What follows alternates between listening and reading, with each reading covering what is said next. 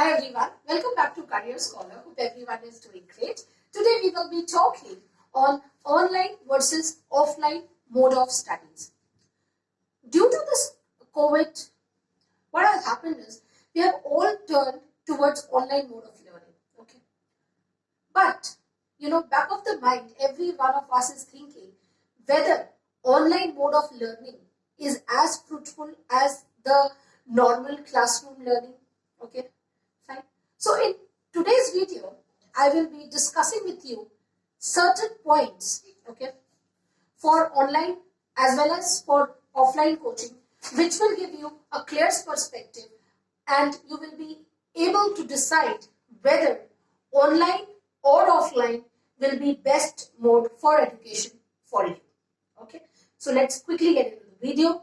Now, the first and the foremost point that you have to keep in mind while selecting online versus offline mode of studies or coaching, anything, is that, see, you have to understand first of all that because of the present prevailing situation, okay, we all are into the plethora, okay, that should we send our kids or our children to schools, okay, fine, so that they can get into that, the normal which was normal earlier before COVID, or we should get into, the new normal, that is online study. Fine. See, with online study as well as offline study, okay, they are the two sides of the same coin.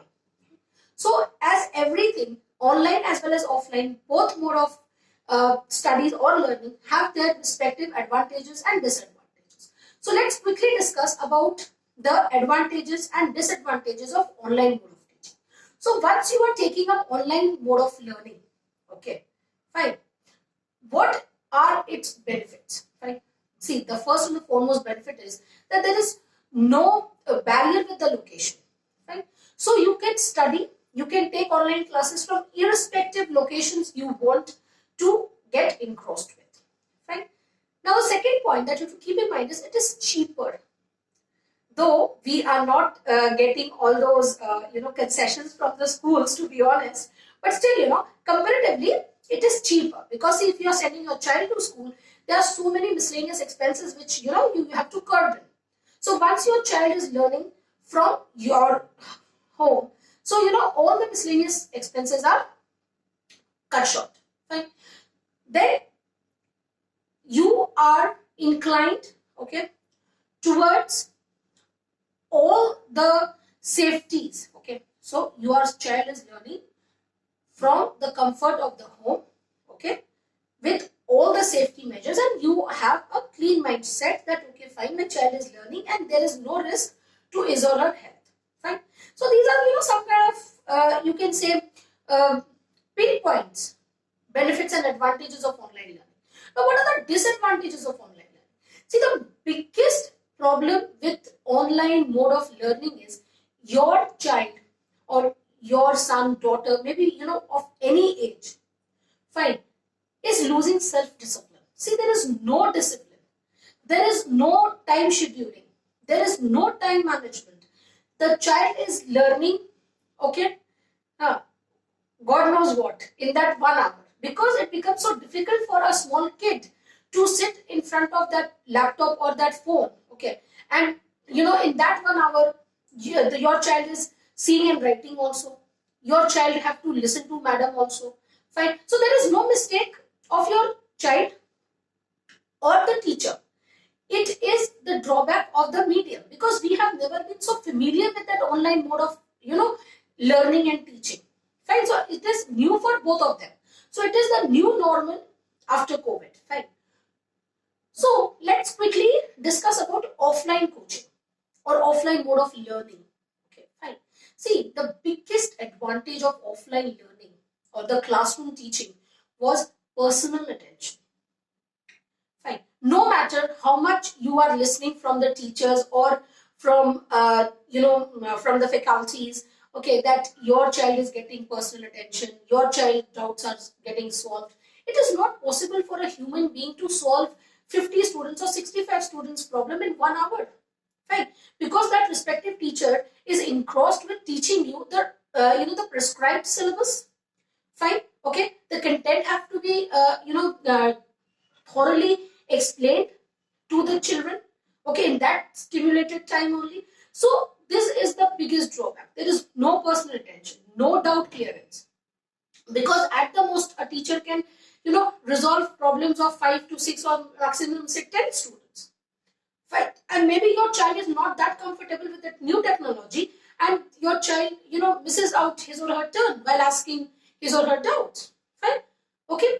So in the classroom type of learning, okay, this was never a problem. A teacher was getting on a stretch 4 to 5 hours with your child, so the teacher was in a better position to tell you that what exactly that is the growth of your child in the studies. Fine. So you have to always figure it out that okay, maybe this time duration is not fit for offline mode of coaching, but try to make your children aware about the fact that now with everything getting back to track, they have to go back to schools. And once they are going back to schools, they have to be safe, disciplined. They have to manage their time schedules. They have to prepare themselves accordingly, because the children have left over all those things, all those kind of, to put it in a very simpler form. See, children have lost that into, okay, fine.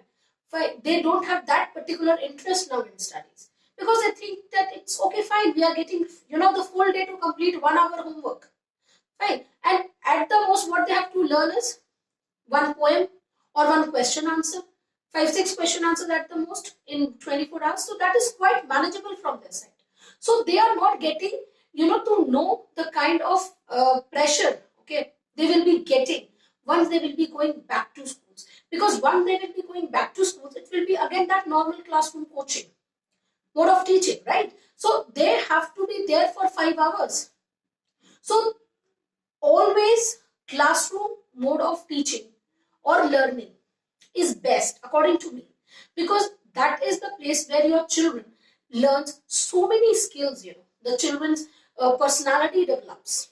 A child tries to understand what's right and what's wrong. Okay, fine. And even the teacher can help you as well that with the performance of your children, and that is not possible through online mode of learning. Fine, okay.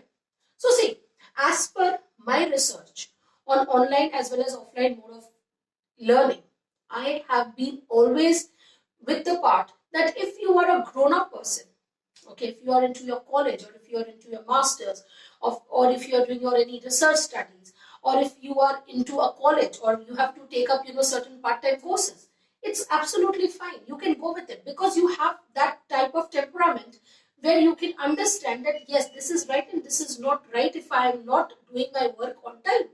But for the young ones, okay, for the children, I think till class 5, 6, 7, maximum till 6 or 7, it is best that if you can send your children to school. Fine.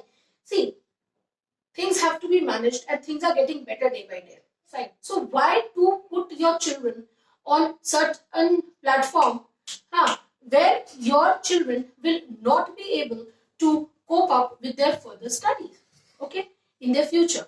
Fine.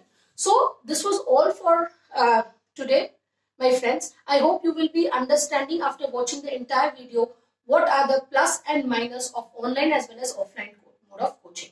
I will be dropping my email ID in the description box. If you have any confusion regarding online versus offline mode of learning or teaching, just drop me an email with it. So till we meet next, stay happy, stay confident, and choose the right mode of learning for yourself.